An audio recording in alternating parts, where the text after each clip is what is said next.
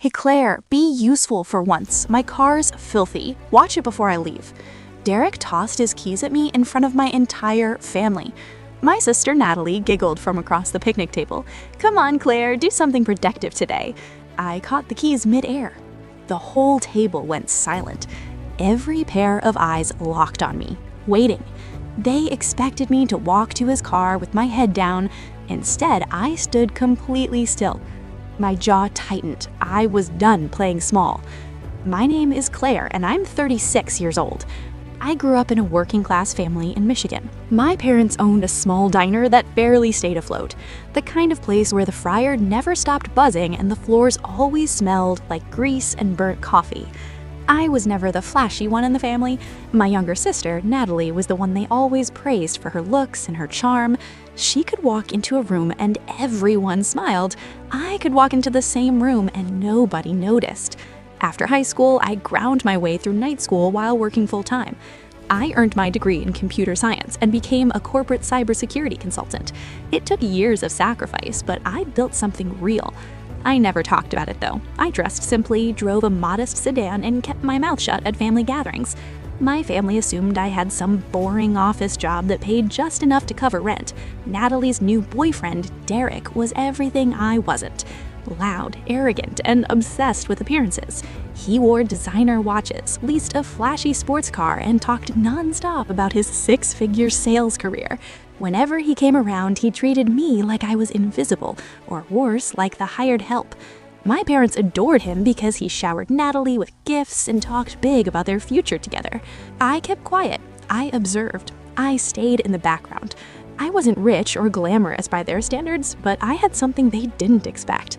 A career they couldn't begin to understand, and resources they'd never see coming. If you've ever been the quiet one in your family, the one they underestimated because you didn't brag, hit that subscribe button. I want to hear your story in the comments. Do they even know what you're really capable of? Click hype and let's prove them all wrong together. It was a Sunday afternoon in late June. My parents were hosting a backyard BBQ and the whole family was there. Derek had spent the first hour showing off his leased sports car to anyone who would listen, revving the engine, popping the hood, talking about horsepower like he'd built the thing himself. I was sitting at the far end of the picnic table, quietly eating a burger when he walked over. He pulled his keys from his pocket and tossed them at me. They landed on the table right next to my plate. Hey Claire, be useful for once. My car's filthy. Wash it before I leave. Natalie giggled. Oh my God, Derek? But she didn't stop him. She just smiled like it was the funniest thing she'd heard all week. My father chuckled. Come on, Claire, help the guy out. We're not doing anything important. Derek leaned in with that smirk that made my skin crawl. Yeah, it's not like you've got a fancy job or anything. Just a little soap and water. I'll tip you. I looked around the table. My mother was smiling awkwardly and staring at her plate. My brother-in-law was silent, avoiding eye contact. Natalie was scrolling on her phone. Not one person defended me. I set my burger down. I picked up the keys and I stood. Derek grinned, thinking he'd won. But I didn't walk toward the car. I pulled out my phone and sent a single text. Then I placed the keys back on the table. Derek frowned. What, you need instructions? It's just a car wash, not rocket science. I said nothing. 5 minutes later, 2 black SUVs pulled up to the curb. 4 people in dark business attire stepped out.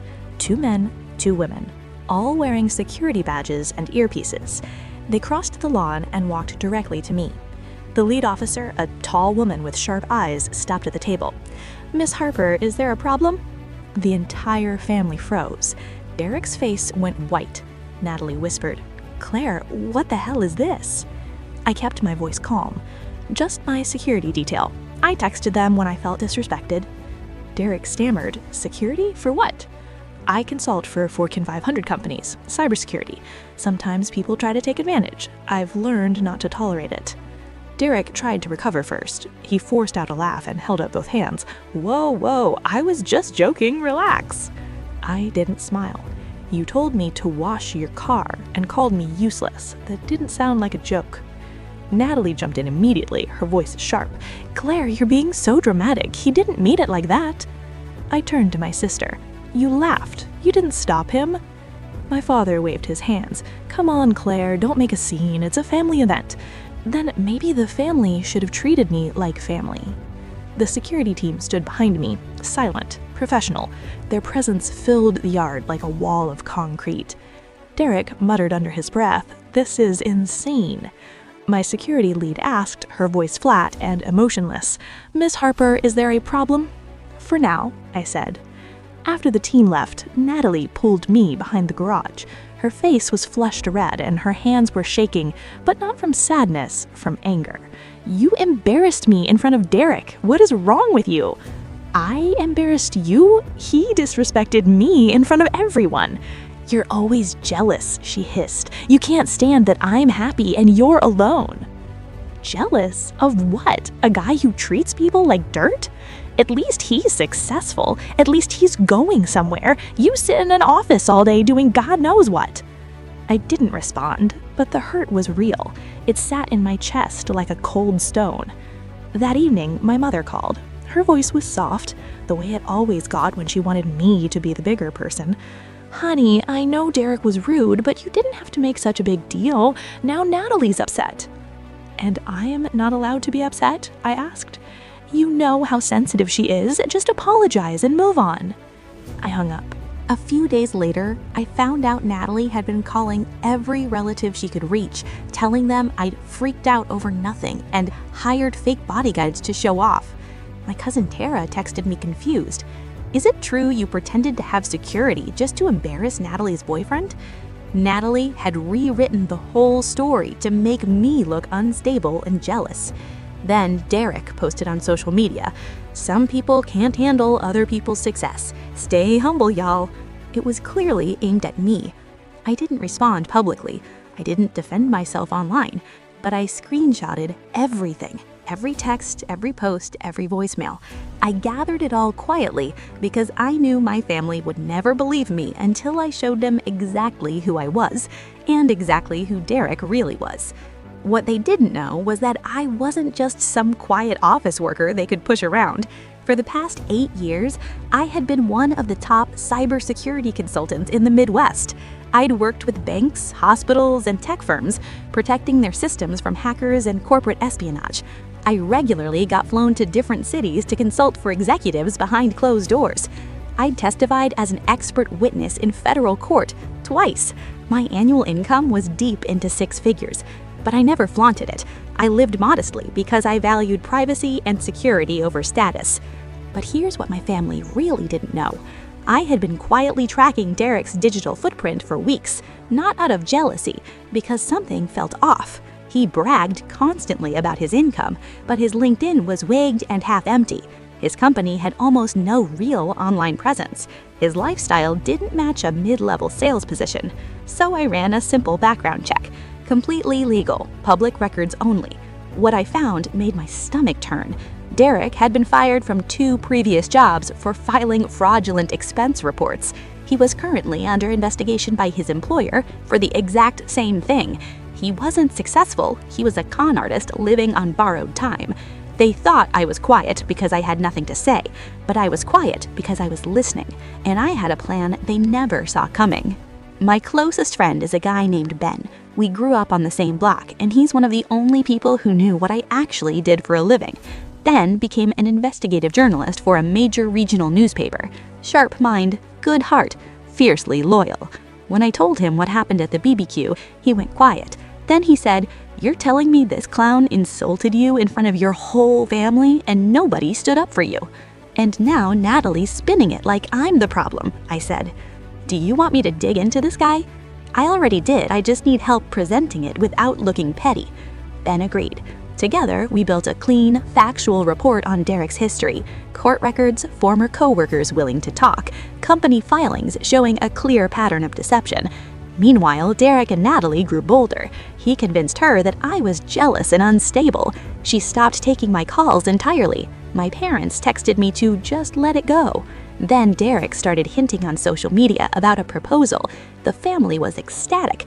My mother sent me a message, "I hope you'll be happy for your sister when the time comes." I didn't respond.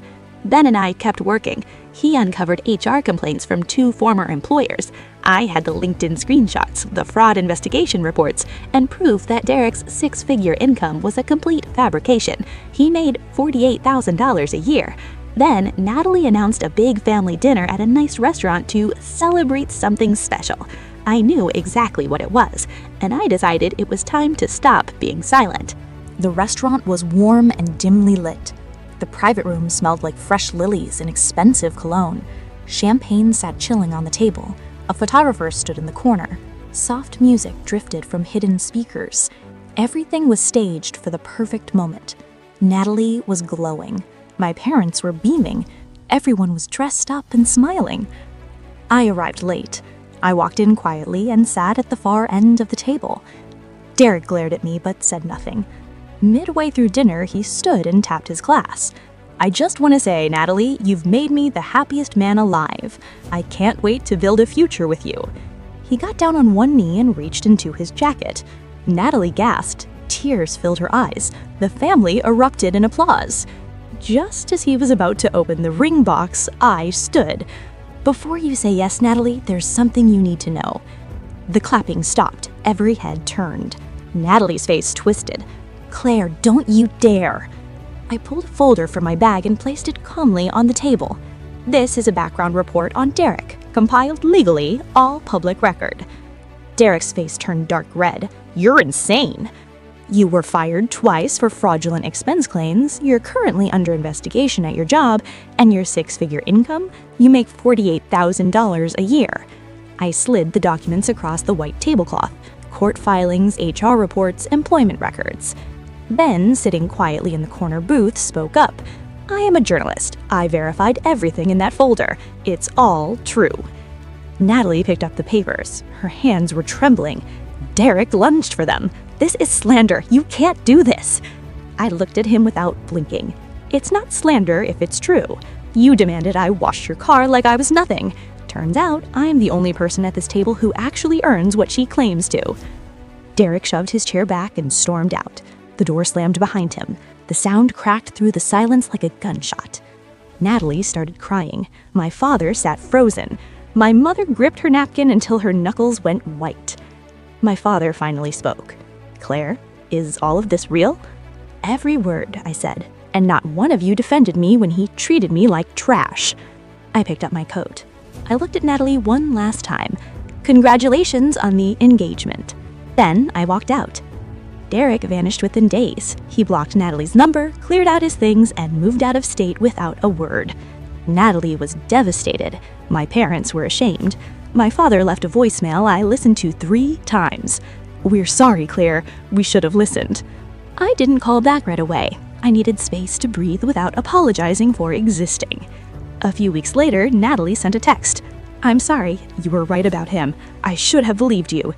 I typed back, "I hope you're okay, but I won't let anyone treat me that way again. Not even family." I went back to work. I kept building. But something had changed. I started setting boundaries. I would show up when I was respected, not just when it was convenient for them. No more silence to keep the peace. No more shrinking so others could feel tall. They thought being quiet made me weak, but I was choosing my battles. And when I finally fought back, I didn't need to raise my voice. I let the truth do the talking. I closed my laptop that evening, looked out the window of my home office, and smiled. Not because they finally noticed me, but because I finally stopped waiting for them to. If someone ever treated you like you were beneath them, at work, at home, in your own family, you know how deep that cuts. Subscribe and share your story in the comments. Let this community know you're more than what they see. Click hype to help this story reach others who've been underestimated and disrespected. Your story deserves to be heard. If this story resonated with you, please give it a like and click hype to help it reach more people who need to hear it. Your voice matters in our community. Share your own experience in the comments below. I'm reading every single one. Thank you for being here and for listening.